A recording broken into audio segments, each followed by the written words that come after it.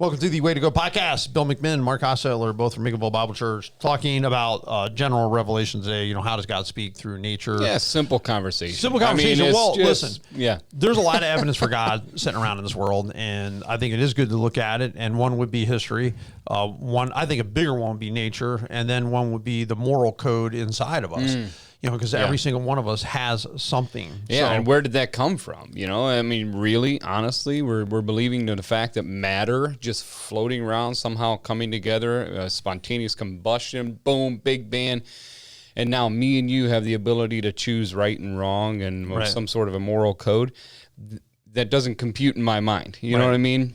It speaks of an intelligent design. Right. God himself creating us. Absolutely. Yep. So when you look at Revelation, they say there's a general and a specific. The Bible's specific. You still can say in general revelation. The only question is, can you take general revelation, which would be looking at the stars, looking at creation, looking at flowers, sunsets, sunrises, and come to some solid conclusions, generally speaking, about God? Or not, so we can talk about that a little bit later. What you can't dismiss is it's definitely communicating. So there's no doubt, because God says it's communicating. So we go with that, and it's general communication, and it's universal, and it's general in that the content is less specific. So you can't look at it and understand God's merciful and gracious per se. You can look at it and know there's design, intelligence, purpose. Like all those things I would take out of it. Yeah, there's a purpose, there's a reason, there's a way things are. I think it's very comforting to know that God made the world. Even this, Mark, a lot of people struggle with this concept right here. They think that every single thing that happens in the world that is a negative has to be the result of God doing said negative to you. In other words, your arteries clog, you get cancer, tornado hits a certain town, there's a hurricane. I'm not saying that God can't bowl a hurricane wherever he wants to bowl one down the alley.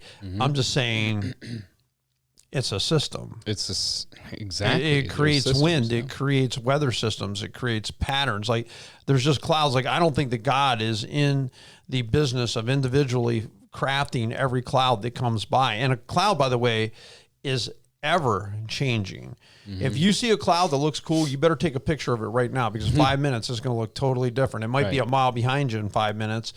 It's going to change shape in 5 minutes. It's just the nature of it. It's just constantly changing. I'm not one who believes that God is sitting there creating the different shape of that cloud. I think he made a system that creates clouds. That's how it works. Absolutely. And I like what you're saying there about the general revelation of, you know, creation around us and that kind of thing points to a creator. We're going to talk about it out of Psalm 19, I believe, is where we're going. When we have that general revelation, it compels, I mean, for me anyways, it compels me to want to get to know the one that has created those things, right? I mean, if there is a creator behind it, I want to know the one that's creating it and the one that's in control of all of that. I mean, so I like the way Psalm 19 starts with.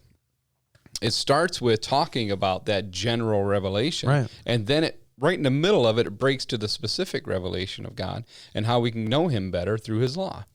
There's like a two-part thing going on in Psalm 19 where it starts like that, and I love that. You know, but my laws are precious and finer than gold, and all this stuff. Yeah, I mean, you're gonna. So what I'm saying is if you really truly embrace that, there is an indisputable general revelation of a creator in this world. If you understand and embrace that, that's going to compel you to want to grow in your understanding of that one that created. That's what I'm saying. I would say for me, I mean, knowing that there was a God definitely made me appreciate things. I remember I was going to town on somebody shooting a groundhog when I was a little kid. I'd hiked up the road, and he was, "What are you doing?" "I'm shooting a groundhog." I'm like, "Well, God made the groundhog, so why are you shooting it?" I mean, that was my mentality. Now I realize if they're close to barns and close to buildings, they just shot one last week. They gotta go. Sorry, I don't mean to hurt anybody's feelings, but I mean, they got big old holes underneath my shed out there. I mean, they are tearing up my property. No, I totally get it, because I've lived that many years on having farmland myself. So but I didn't understand it. I think that I understood that there was a God and there was purpose, but I was also seeing the world through the eyes, through, like John Calvin says, the spectacles of faith that I could see. And that's how he looks at Revelation as, the spectacles of faith clear. You're looking at like somebody who can't see. You're looking at Revelation and the vision's blurry. When you put on the eyes of faith, you really see God's hand in it even more clearly, which I can get that. So but good. Yeah. In Psalm 19, specifically, the heavens declare the glory of God. Skies proclaim the works of his hands. Day after day, they pour forth speech. Night after night, they reveal knowledge. They have no speech. They use no words. No sound is heard from there. Yet their voice goes out into all the earth. Their words to the ends of the world. Don't you find that interesting? They have no voice, but the voice goes out into all the world. Yeah. Because it's a universal language. It doesn't matter if you speak Chinese, you speak English, you speak French, you speak German, you speak Spanish. It's irrelevant. The voice of nature is a universal language. The voice of nature is universally heard. And the glory of God is being shown in nature constantly, speaking for God, which goes along with Romans 18 through 20, where it's talking about the wrath of God being revealed from heaven against all godlessness and wickedness, who suppress the truth by their wickedness, since what may be known about God is plain, because God has made it plain. For since the creation of the world, God's invisible qualities, his eternal power, divine nature, have been clearly seen, being understood from what has been made, so that people are without excuse. Now, some people argue, fall of man, change things. Well, look, it says, since the creation of the world, God's invisible qualities, eternal power, divine nature, have been clearly seen. Absolutely. Even with a sin nature, it's clearly seen. Mm-hmm. Yeah, no doubt about it. Isn't this a scary phrase? And they are without excuse. Right. And people are without excuse. You want to deny God and the existence of a God. And you want to still live in this world that shows you all kinds of brilliant examples of a creator. And you're denying God. You have no excuse for that. You and I, anybody listening, we have no excuse to deny God.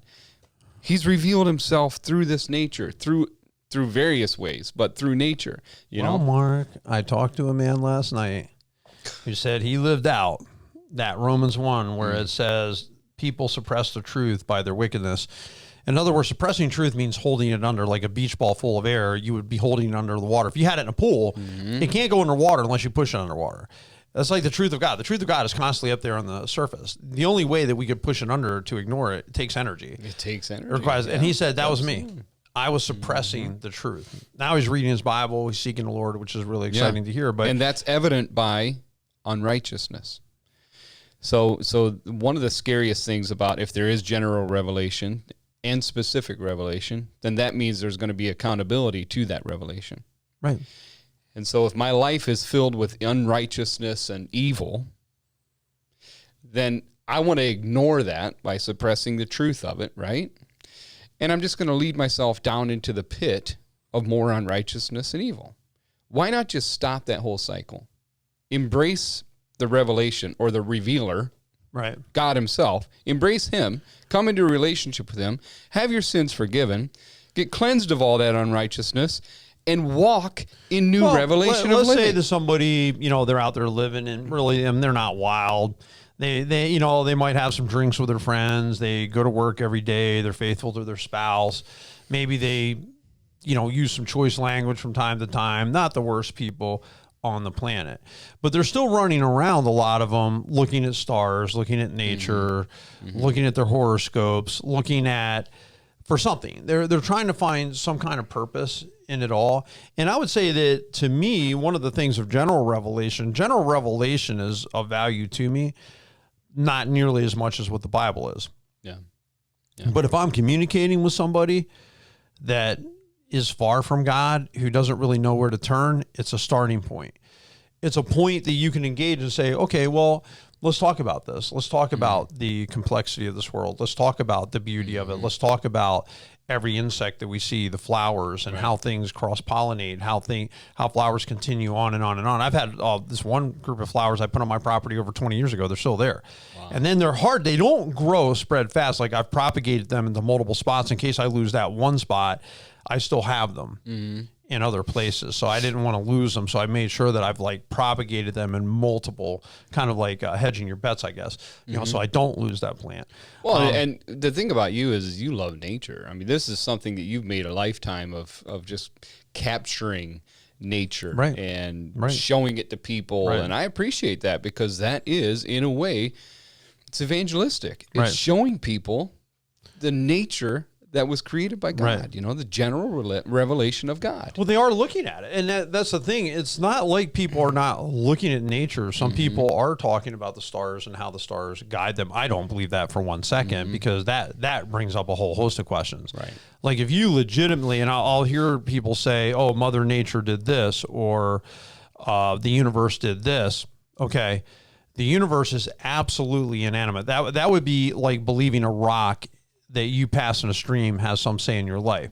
That rock has no say in your life. That tree has no say in your life. That bird has no say in your life. But they're still looking. I'll give them that. But they are looking at those things. I'm going to say, let's not worship the creation as it says in Romans 1. Let's worship the creator. Let's take a step and think a little more deeply about it. I have found, for me personally, general revelation is important in that I learn stuff from looking at creation.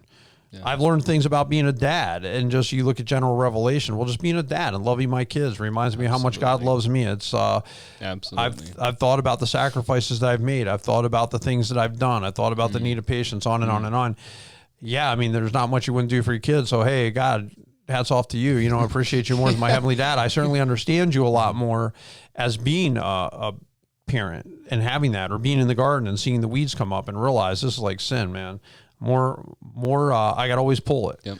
They're always going to be growing back. I always got to pull it. You got to put good stuff in to keep bad stuff out. Like I went and put these grasses in because I had so much crabgrass and stuff competing and junk grass. I was tired of weeding it. So I told my wife, I'm planting a grass to compete. I'm telling you what, man, it looked like nothing this spring. Now that grass is like this beautiful reddish purplish color.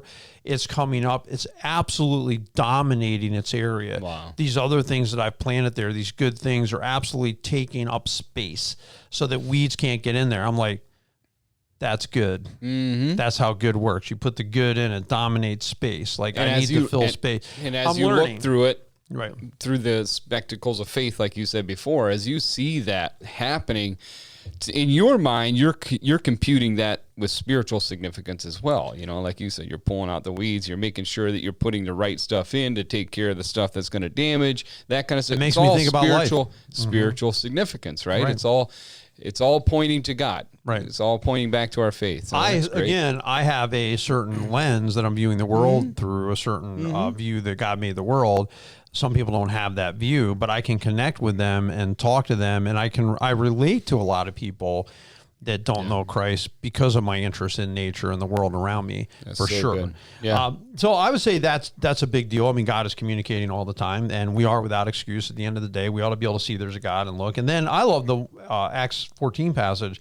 Friends, why are you doing this? They're trying to worship Paul. He's like, what are you doing? We're bringing you good news, telling you to turn from worthless things to the living God who made the heavens and the earth and the sea and everything in them. In the past, he let nations go their way. It has not left himself without testimony and kindness by giving you rain from heaven and crops in season. It provides you with plenty of food and fills your hearts with joy. If you look at that last statement, he provides you with plenty of food and fills your hearts with joy. Absolutely. I talked to my class about this last night. I said, think about this. Pagans, godless, people that don't even think about God, and he's still putting joy in their heart. He still cares about them because they're still his. He still loves these people. I think that's an amazing truth. It should point everybody to him. It should. I mean, his provision is a general revelation, right? It could be specific too. I mean, I had a specific revelation of God in my life when he provided a financial blessing that we absolutely needed that day. And I come home and there's a guy in my driveway with a check for $23,000. I mean, we were overdrafted in our account. I fasted and prayed for lunch that day. I was crying to God, I need you, Lord. I come home and there's this oil and gas lease the very last day that they could have came through on it. There he is. He hands me a check, says, you're our Mark Hostetler, right? I said, yeah. He goes, okay, here you go. There's $23,000 in that thing. Gas lease? Yeah. Yeah, from my place in Orwell. I mean, this is years ago, and I'm like, we had just come to faith in the Lord not too long before that, so I was jumping up and down. My wife and I held each other. We're crying. I mean, she called me that day crying on the phone bill saying, Mark, I don't know what to do. We are overdrafted in the account. We have no money, the Lord specifically revealed through his provision, I'm here for you. I'm here for you. It was amazing. I mean, that's incredible. Yeah. That's I love that story. I don't think I've ever heard that story actually from you. So he provides you with plenty. Right. You know well, I think about the things you would see from other Christians, like Pharaoh seeing the blessing on Joseph and seeing his ability to interpret dreams, or Darius when he throws Daniel in the lion's den and comes back and the lions didn't touch him. That's pretty impressive. Or when the king throws Shadrach, Meshach, and Abednego into a furnace and they don't get burned up. That's pretty impressive. It is. I mean, when you see things that God is doing, I mean, there's revelation all over the place. And Absolutely. it's also seen in humanity in that we actually have a conscience. And it says that we who are sinful, right? When it was talking about the Gentiles in Romans 2:11-16, when they basically are a law unto themselves, and it says that their conscience is either accusing them or excusing them, that they actually have a conscience. Who in the world put that there? Right? Now we have, right now it's monarch migration time. So monarchs are migrating in the month of September on their way to Mexico, South America, wherever they're headed. Wow. How in the world they know how to get there? I couldn't even drive there. miles. I couldn't even drive there without navigation. They can drive there because it's innately put in there. I look at that stuff and blown away. Yeah. In the same way, hardwired into you is a God thing, hardwired into you. Almost every people group in the world has religion. Yeah. There's no such thing as like irreligious in reality. I mean, even if they're pagan out in the woods, they're going to chop something down and worship it, right? Yep. I think it was Blaise Pascal that said every one of us has a God-shaped hole in us. You know, it's like a vacuum. You're trying to fill it. You're trying to fill it. Nothing will fill it. Right. Except for God. Right. You know, it's only God. We have a God-shaped hole. Well, these are the things that people use to build natural theology. Like they'll use these arguments. If things are moving, there has to be a mover. There has to be a first cause. So then Thomas Aquinas would say, well, that's God. If you look at all the orderly things in the world, that's God. So the fact that we could conceive of a being greater than ourselves, that's a God thing. Like there's so many things that they would point to.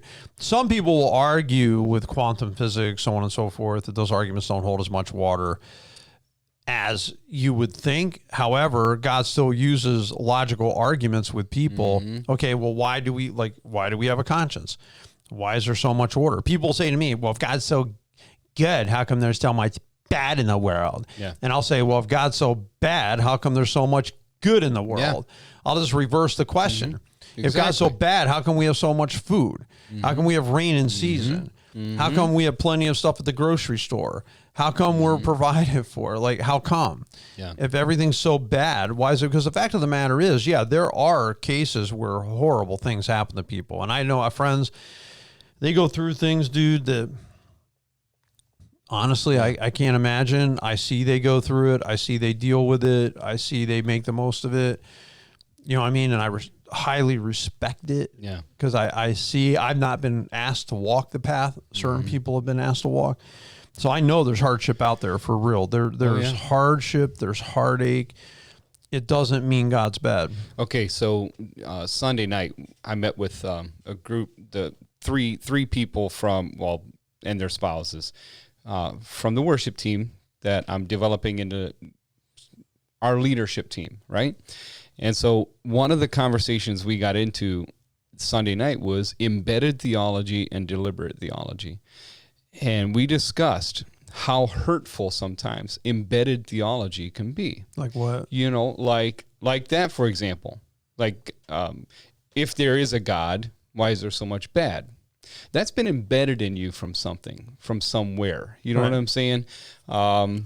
Things like God controlling every hurricane, for example. Right. That's somewhere, somehow. Reason for everything. Yeah, reason for everything, kind of thinking, that kind of thing.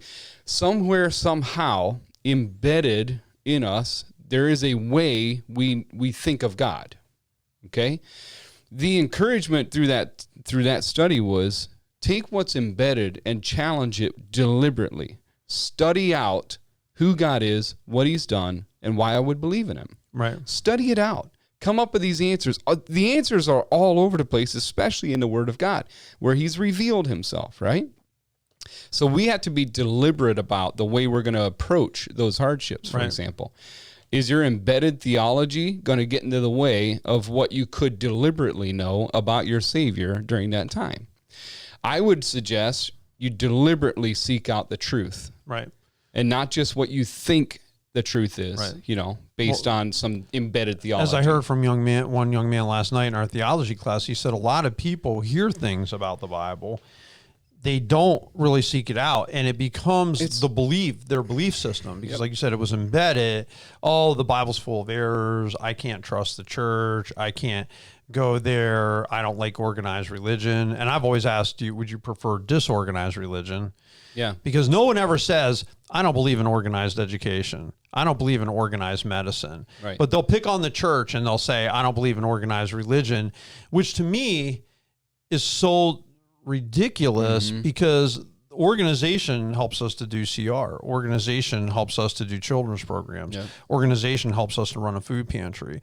On and on and on and on. If we didn't have organization, if God didn't put structure, because God's not a God of chaos, he's a God of order, we wouldn't be able to accomplish. But again, like you said, embedded, they still have this idea that comes into them that an organized religion or something that's called church is bad. Is bad. And so they kick back against anything like that. Right. So I guess what I'm trying to say is when you have certain things in your mind, say like God only helps those that help themselves. Right. But that's not good theology. Right. You know what I'm saying? Like that, I don't think that's good study of God. Like God. So that's gonna determine everything else you think or you know about God. No, you know I don't what I'm say saying? God helps those who help themselves. I say faith should be an action. So when you need a job, get out and look for one. That's what some people use it. I mean, I understand the reason they use it, but I agree. No, I mean, what you're saying. What I'm saying is be deliberate about it. Right. If you know there's a generally revealed God, meaning he's revealed himself in creation and all that, be deliberate about seeking him out. That's all I'm saying. Like God said, you can lead a horse to water, but you can't make it drink. Yeah. Just kidding. I'm just kidding. God didn't say that. I remember reading that, Bill. Yeah.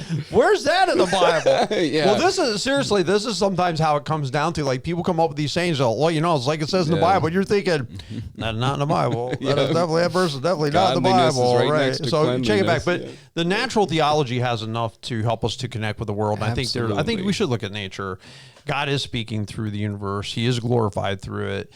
His eternal attributes, his divine power are clearly seen by it. So I would say what God has done in nature, what God does in history, your personal history, answers to prayer, things that you've seen, your conscience, there are times where God's been saying, everyone knows right and wrong, even if they haven't gone to church. Most people know what they should and shouldn't be doing. Absolutely. There's something in there. Take these as evidences that there is a real God in this world. Anyway, hope that's been helpful. You guys all have a great and a blessed week.